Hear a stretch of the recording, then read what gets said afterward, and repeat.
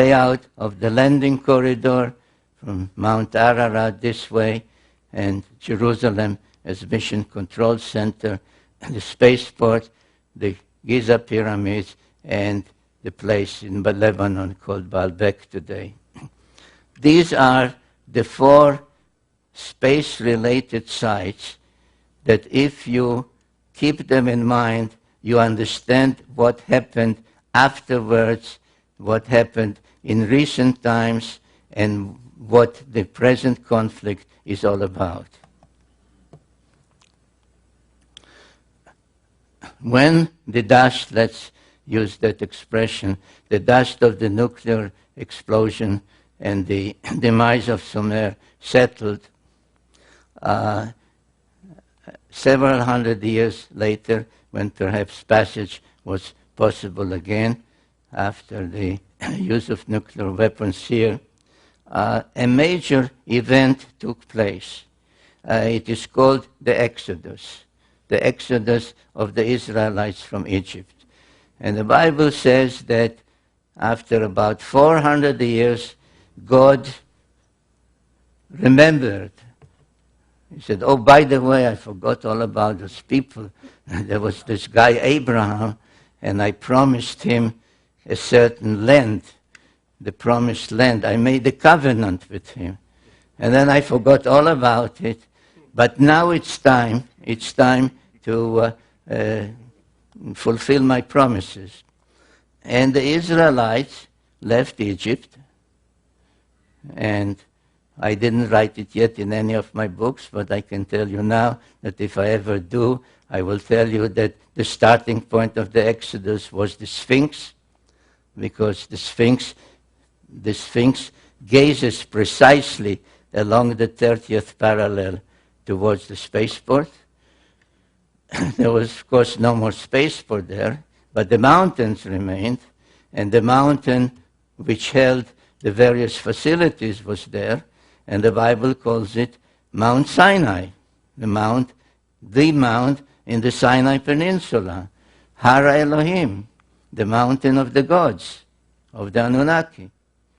So they were sent here on this Exodus to resume the relationship, the commandments, etc., which required for them to proceed to accept all the moral teachings of the Sumerians. I think in my very first book, The 12th Planet, when I talk about the Sumerian law codes, I say everybody, most people know about all the ancient law codes. Hammurabi, the Babylonian king, his law code, which is on a stone block in the Louvre in Paris, is a code of crime and punishment. It says, if you did this, that's your punishment. The Sumerian law codes, and there's one, for example, by a king 1,000 years before Hammurabi, 1,400 years before Hammurabi, that was a law code of justice that said you shall not take away the donkey of a widow. You shall not delay the wages of a day laborer. Those were the Sumerian law codes. So these were the Sumerian commandments, the Sumerian moral laws that had to be reaccepted, renegotiated at Mount Sinai. And once they were, they had to continue. There was difficulty in going straight. They went around, but anyway, finally they got to Jerusalem. And what did they do once they got to Jerusalem? They built the temple to Yahweh on a platform that existed there. And if you have not done it yet, I urge you to go to Jerusalem, because along the Western Wall, this of course doesn't exist anymore. This is now replaced by a Muslim structure. Along this Western Wall, just as along the Western Wall in Baalbek, in the landing place of Gilgamesh, and this is an aerial photograph. This is the area that's called the Temple Mount. And this is where the temple stood. and the Holy of Holies and the Ark of the Covenant. Interestingly enough, that I noticed when I was there and when looking at there are trees everywhere, but not here. Nothing grows here. So this is the western wall, and an opening was made along the western wall after being blocked for thousands of years. And what was discovered there is mind-boggling, because in the same place, the western wall, as in the landing place where Gilgamesh went, there is a trilithon, not of 1,100,000 tons, but only 600 or 700 tons, 3 immense stone blocks lying one next to the other, just as there. And somewhere there, there is a sign that says that this is exactly where a tunnel leads to the Holy of Holies above the platform. This is another shot of the trilithon in Jerusalem.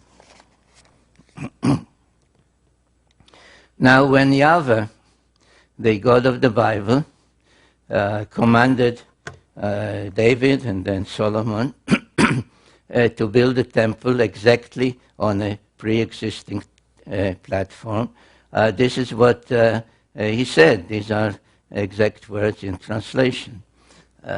And I cannot read from this angle. Will anybody read out loud, please? Thus has said the Lord Yahweh, this Right. is Jerusalem.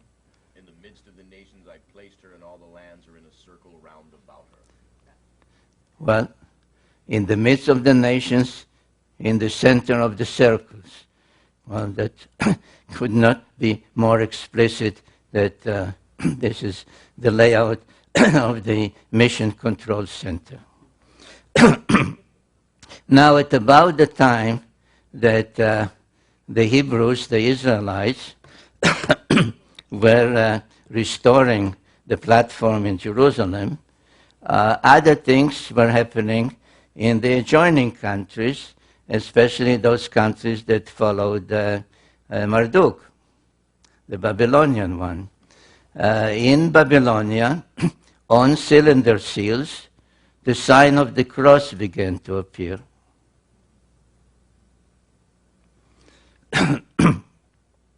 In Assyria, the kings began to wear the sign of the cross on their chest. The same happened in Egypt.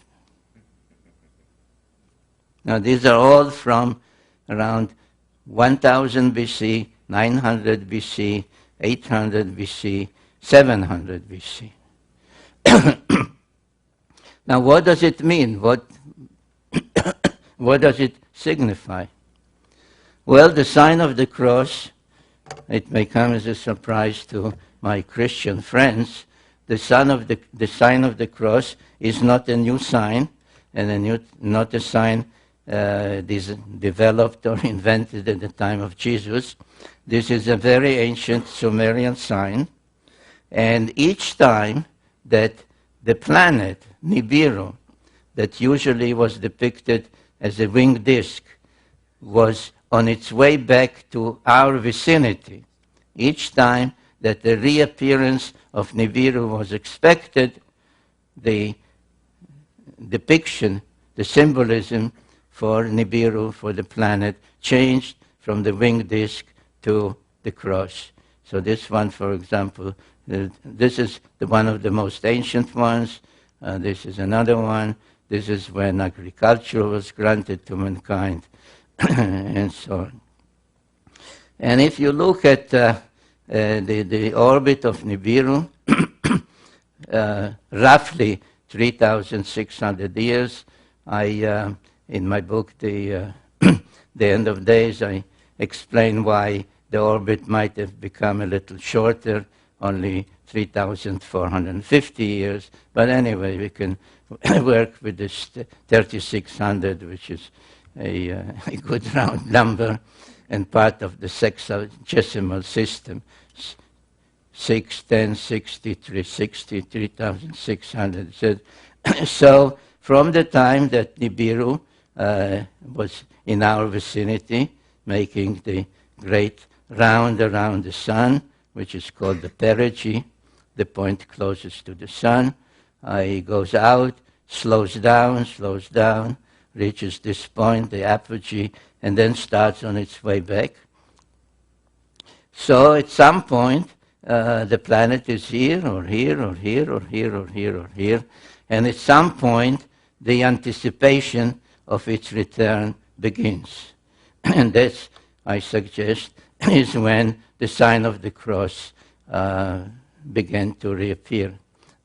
In one of my books, The Wars of Gods and Men, I deal with all the various wars that took place, not only the very early ones, but in particular the ones that started to become more frequent and more ferocious as the return of Nibiru became closer and closer.